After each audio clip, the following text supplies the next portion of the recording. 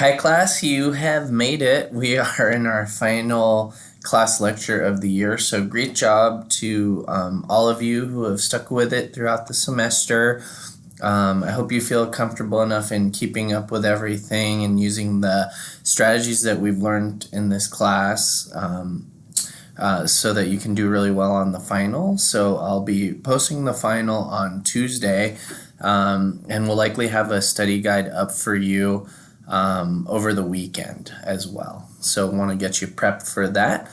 And the final will be due on the 16th of December. So as promised today, we're going to be covering interviewing briefly.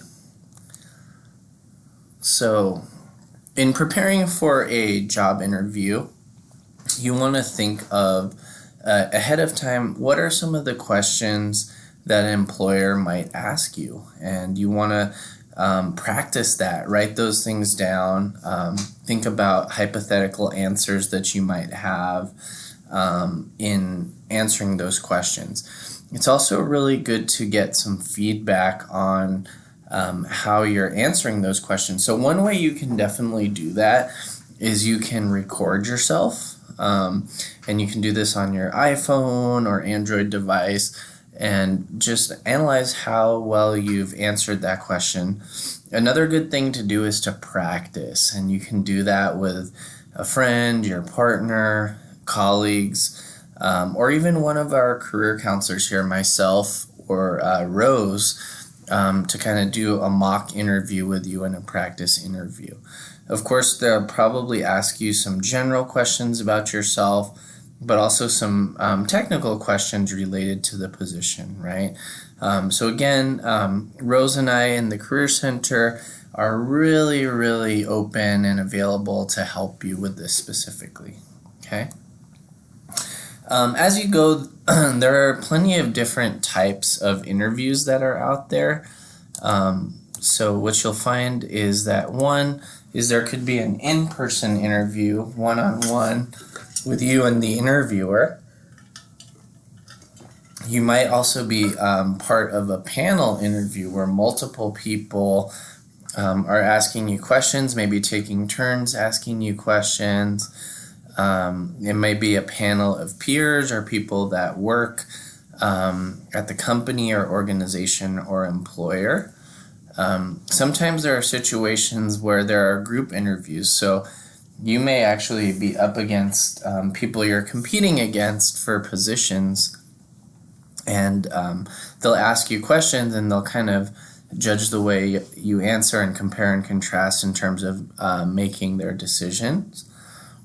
Oftentimes there are lunch or coffee interviews as initial interviews that happen, where you're asked to go to lunch with a manager or someone from HR where they kind of get to know you or learn your experience. There are working interviews where you're asked to do like examples of your skills or tasks. So maybe completing something or designing something, maybe a writing sample, maybe doing a presentation. That's an example of a working interview. There are also opportunities to do video or phone interviews, right? So sometimes you can do this through Zoom video conferencing or different avenues, FaceTime and things like that, where you can call in. So oftentimes the phone or video interviews are kind of the initial point a lot of times, especially in private sector, before they move on to in-person interviews, right? And depending on the field, it could really range.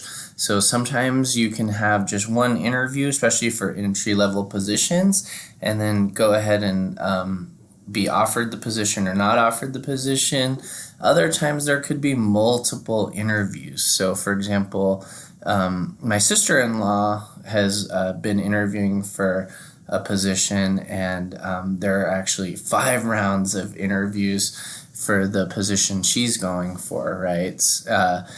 I know that for my position here, there were 2 rounds of interviews. So it really just depends on what the field is, and what the committee is looking for. Okay.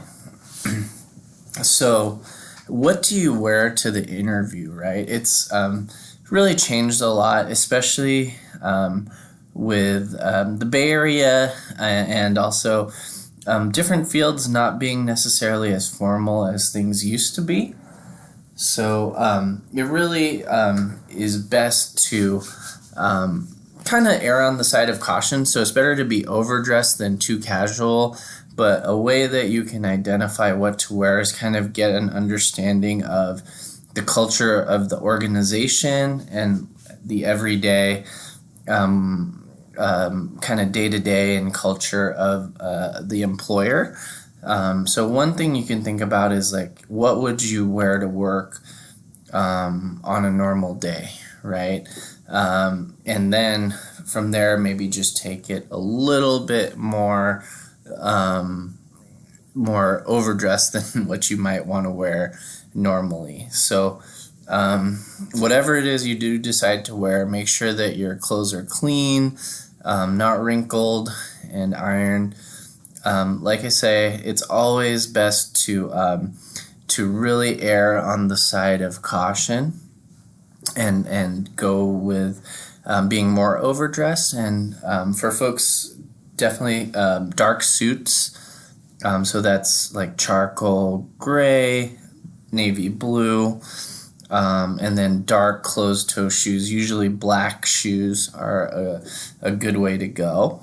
And it's also good to avoid kind of loud colors and trendy fashion because you want them to show that you are dressed professionally, but you don't want your clothes to kind of take over and distract them from what you're saying, right?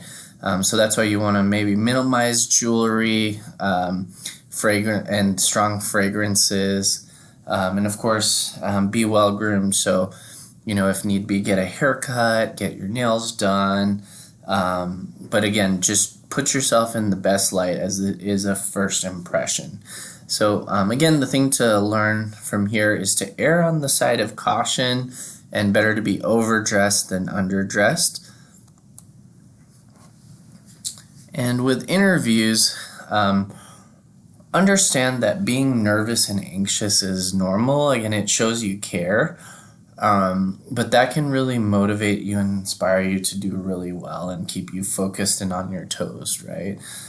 You want to really study your own resume. You want to study the organization, just like you did for preparing your resumes and cover letters, but just be ready to have an answer and focus on how you in particular can bring your knowledge, skills, and experience to the table.